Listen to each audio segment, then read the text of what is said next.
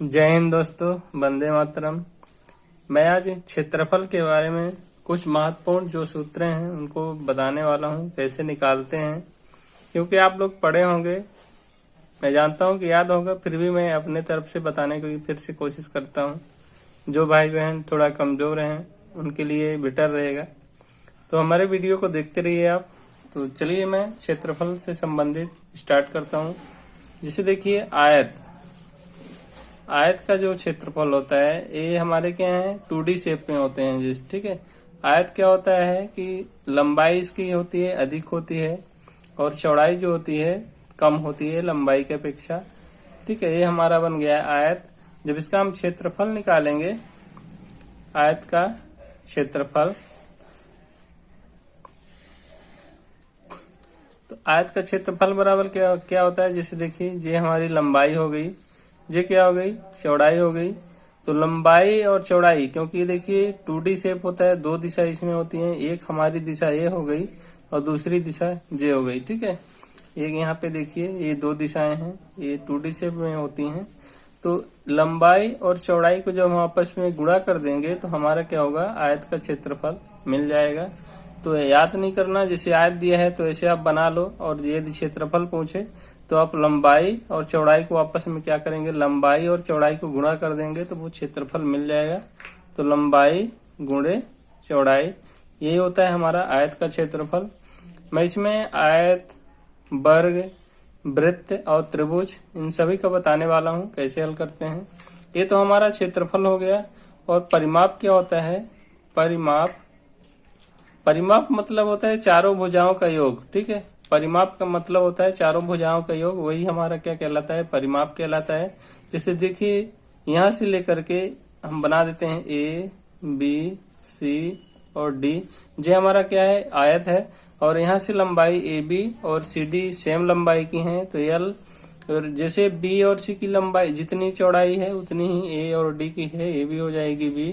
तो देखिए, चारों भुजाओं का योग मतलब कि लंबाई कितनी, दो लंबाइयां हैं, तो यल धन एल, फिर से धन चौड़ाई बी, और ये चौड़ाई बी धन बी बराबर क्या आएगा, 2l धन 2b आएगा। अब देखिए, इनमें से आपको कॉमन क्या मिल रहा है, 2 मिल रहा है, क्योंकि यहाँ भी 2 है, यहाँ भी 2 है। 2 निकाल लीजिए बाहर, यल धन बी। मतलब कि आयत का परिमाप बराबर क्या होता है, 2 गुणे लंबाई धन चौड़ाई होता है। और जैसे इसका विकर्ण कैसे निकालेंगे, आयत का विकर्ण, तो विकर्ण हम निकालने के लिए बता देते हैं। विकर्ण, आयत का विकर्ण बराबर क्या होता है। जैसे देखिए, विकर्ण क्या होता है, आयत में जे मतलब एक कोण क्या होता है, समकोण होता है। यहाँ पे देखिए, आयत में चार कोण समकोण होते हैं। ये वाला कोण भी 90 डिग्री का होगा, ये वाला कोण भी 90 डिग्री का होगा, ये वाला भी कोण क्या होगा, 90 डिग्री का होगा, ये वाला कोण भी 90 डिग्री का होगा, ठीक है। तो जब आप लेके चलेंगे तो समकोण हम विकर्ण निकालेंगे, तो आयत में कितने विकर्ण बनेंगे, 2 विकर्ण बनेंगे।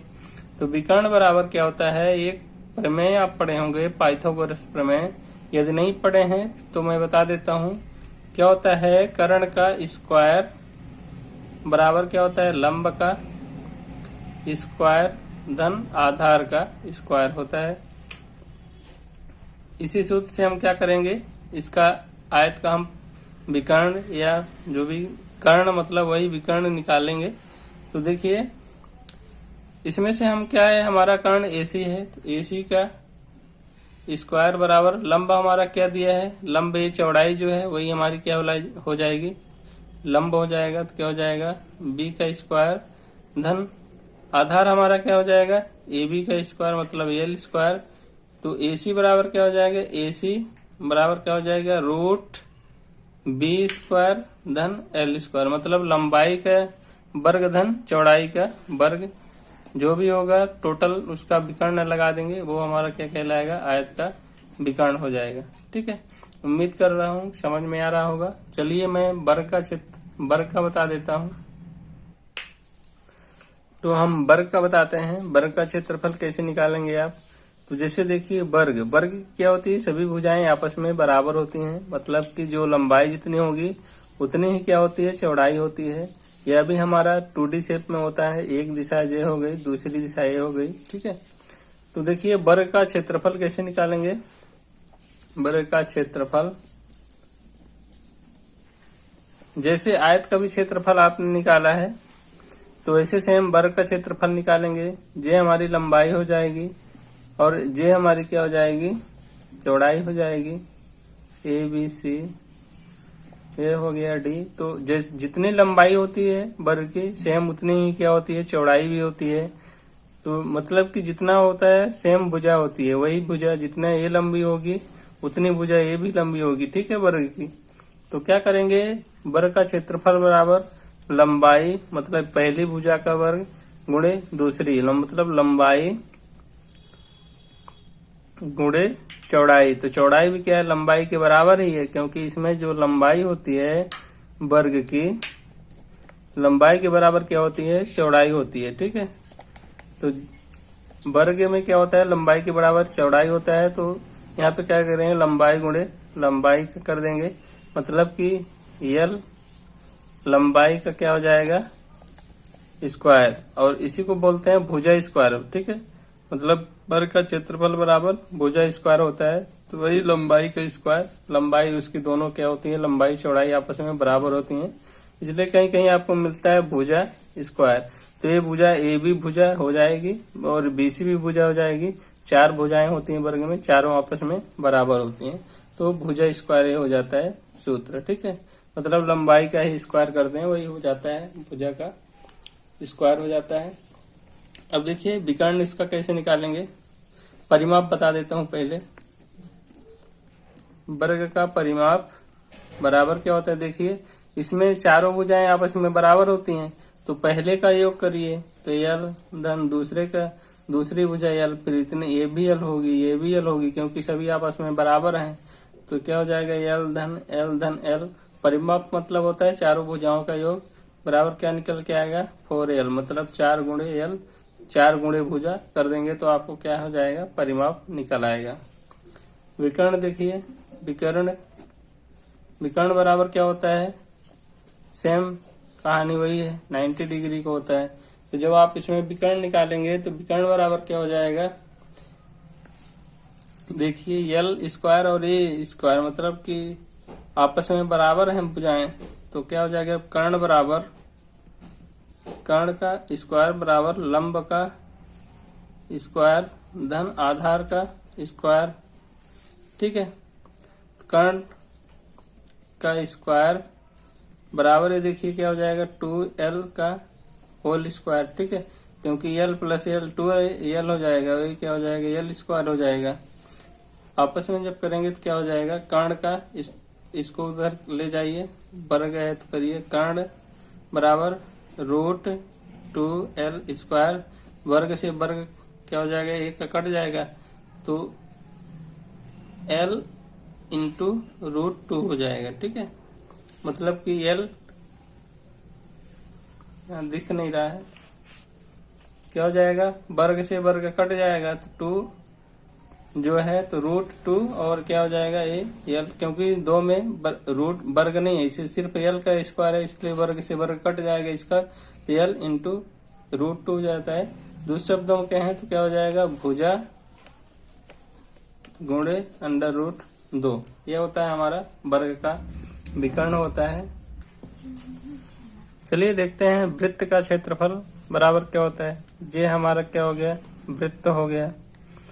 वृत्त में क्या होती है कि हमारा वृत्त है सर्कल आकार का होता है। इसमें क्या होता है, चारों साइड के एक होते सेम, जैसे मान लीजिए ये हमारी एक लंबाई है, इसी को आप जैसे मान लीजिए मोड़कर आप क्या करेंगे, इसी को आप पकड़ के यहाँ से इसको एक किसी स्थिर बिंदु से आप बांध के इसको क्या करिए, राउंड अप कर दीजिए, तो हमारा सर्कल तैयार हो जाएगा, ठीक है। तो ये क्या कहलाता है, यहाँ पे सेंटर है, सेंटर से यहाँ से देखिए क्या हो जाएगी, हमारी त्रिज्या हो जाएगी, R हो जाएगी, और यहाँ से देखेंगे तो ये परिधि भी यहाँ तक क्या कहलाएगी, ये भी त्रिज्या कहलाएगी। तो जब इसका हम क्षेत्रफल निकालेंगे तो वृत्त का क्षेत्रफल बराबर क्या होता है, क्षेत्रफल बराबर पाई आर स्क्वायर होता है, क्योंकि पाई क्या होता है, ये पूरी हमारी जो होती है, तो जो राउंड अप करते हैं वो पाई मतलब कि 180 डिग्री। देखिए जैसे मान लीजिए ये हमारी आर त्रिज्या है, और इसको जब हम आप यहाँ से घूम के यहाँ तक पहुंच जाएंगे तो ये भी क्या कहलाएगी, ये त्रिज्या बनेगी, ठीक है, केंद्र से, तो ये भी आर हो जाएगा। लेकिन जो ये क्या कहलाएंगे, पाई मतलब 180 दूरी तक तय करेंगे, ठीक है। यहाँ से जब जाएंगे तो यहाँ कितना बनाता है कोण, एक सीधी रेखा 180 डिग्री की बनाती है, तो क्या कहलाता है, पाई इंटू क्या होता है त्रिज्या, मतलब कि ये हो जाएगी, इसको जब आप अब करेंगे तो क्या है, लंबाई और ये क्या हो जाएगी, चौड़ाई हो जाएगी, तो इनका भी गुणा हो जाएगा, ठीक है। आर गुणे आर क्या होता है, आर स्क्वायर, मतलब पाई आर स्क्वायर क्या हो जाता है, पाई आर स्क्वायर वृत्त का क्षेत्रफल हो जाता है।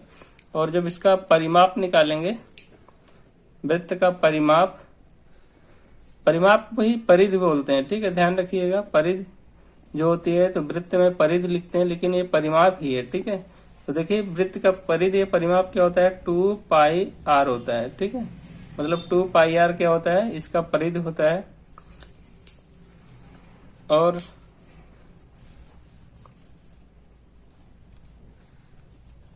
चलिए हम आगे देखते हैं। अब लेते हैं त्रिभुज। देखिए त्रिभुज का कैसे निकालेंगे, त्रिभुज का हम निकालते हैं, तो ये हमारी हो गई त्रिभुज, इसकी एक भुजा होगी ए बी सी, ठीक है। तो पहली भुजा हमारी ए बी हो गई, दूसरी भुजा बी सी हो गई, तीसरी भुजा सी ए हो गई, ठीक है। तो त्रिभुज का जब हम क्षेत्रफल निकालते हैं, तो त्रिभुज का क्षेत्रफल बराबर क्या होता है, 1/2। जैसे मान लीजिए यहाँ से क्या है, बिंदु से हम क्या दे दिए, यहाँ पर लंब डाल दिए, ठीक है। ये हमारा क्या कहलाएगा, 90 डिग्री पर क्या है, लंब डाल रहे हैं। तो त्रिभुज का क्षेत्रफल क्या होता है, 1/2 गुणे कोई भी एक भुजा हो त्रिभुज की, उस पर और जो है तो ऊंचाई दी हो, मतलब कोई भी एक भुजा, जैसे इस पर क्या है कि हम डाल रहे थे, यही भुजा ले लेते हैं। त्रिभुज का क्षेत्रफल बराबर 1/2 आधार गुणे क्या होता है, ऊंचाई होता है। तो आधार के जगह पे कोई भी भुजा हो सकती है, जैसे मान लीजिए हम यहाँ से यदि डाल देते तो ये हमारा क्या कहलाता है, ये हमारी हो जाती भुजा। यदि यहाँ से डाल देते तो ये वाली भुजा कहलाती है, ठीक है। तो कोई भी हो सकती है आधार, तो जिस पर हमेशा ये लंब डलेगा वो वाली भुजा आपको देखनी है कौन सी है, तो वही हमारी क्या कहलाएगी, आधार कहलाएगी।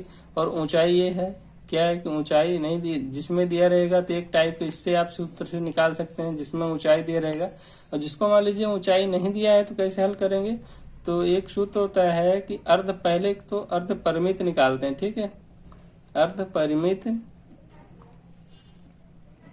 या अर्ध परिमाप इसको बोल सकते हैं, ठीक है। तो क्या कहलाता है, इसको यस से डिनोट करते हैं, तो क्या होता है, ए बी और C/2 होता है। मतलब क्या होता है, तीनों भुजाओं को जोड़ेंगे, जैसे मान लीजिए ए बी और सी, इन तीनों भुजाओं को जोड़िए और 2 से भाग दीजिए, तो जो आएगा वो क्या हमारा कहलाएगा, एस कहलाएगा, ठीक है। अब क्या कहलाएंगे, इसको हम हेरो के सूत्र से निकालते हैं। तो हेरो के सूत्र हमारा क्या है, हेरो बराबर क्या होता है, हेरो से हम क्या करते हैं, त्रिभुज का क्षेत्रफल निकालते हैं, ठीक है।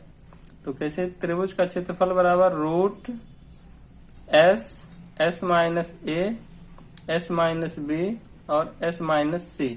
ये सूत्र बहुत इंपॉर्टेंट है, इसको आप ध्यान रखिएगा, क्योंकि ये हेरो का सूत्र है। और ये यस कैसे निकालते हैं, यस हम बता ही दिए, तीनों भुजाओं को जोड़िए, जिसमें मान लीजिए ऊंचाई नहीं दिया है तो आप ये वाले सूत्र से ही लगाना पड़ेगा, क्योंकि ये सूत्र तो काम ही नहीं करेगा जिसमें ऊंचाई नहीं दिया है। तो आप तीनों भुजाओं को जोड़कर 2 का भाग देंगे तो यस का मान मिल जाएगा। जब यस का मान मिल गया तो यस एक बाहर रखिए, फिर यस में से ये जो भुजा है उसको घटा के गुणे में रखते जाइए, और फिर क्या उनका वर्गमूल निकाल लीजिए, वही क्या कहलाएगा, क्षेत्रफल कहलाएगा त्रिभुज का। चलिए नेक्स्ट देखते हैं। चलिए मैं समचतुर्भुज के बारे में बताता हूँ। समचतुर्भुज का वे चतुर्भुज होते हैं समचतुर्भुज, जिसकी क्या होती है, चारों भुजाएं आपस में बराबर होती है। समचतुर्भुज, सम मतलब समान, चतुर्भुज माने चतुर माने 4, भुजा माने भुजाएं, ठीक है, जिसकी चारों भुजाएं आपस में क्या होती हैं, समान होती हैं। और जो है एक दूसरे का, जो इनका वो विकर्ण होता है एक दूसरे को क्या करता है 90 डिग्री पर समद्विभाजित करता है। जैसे यहाँ पे देखिए ये 90 डिग्री बनेगा, यहाँ पे 90 डिग्री बनेगा, यहाँ पे 90 डिग्री बनेगा, यहाँ पे क्या बनेगा 90 डिग्री बनेगा। तो मतलब क्या कहलाता है, ये समचतुर्भुज कहलाएगा। ठीक है, यहाँ पे देखेंगे तो ये क्या कहलाएगा, आपस में 90 डिग्री कोण बनाएंगे। ये त्रिभुज जो निकल के आएगा आपका, ये देखिए ध्यान से, यहाँ से हमारे पॉइंट मान लेते हैं ओ है, तो ए बी सी डी, तो ए ओ डी जो है ये एक त्रिभुज बनेगा। ठीक है, और जे पूरी भुजा यहाँ से डी से बी तक क्या कहलाएगी, विकर्ण कहलाएगी। तो समचतुर्भुज का क्षेत्रफल बराबर क्या होता है, दोनों विकर्णों का गुणनफल। ठीक है, पहला विकर्ण जे हो गया, इसको मान लेते हैं D1 है, दूसरा विकर्ण क्या है D2 है।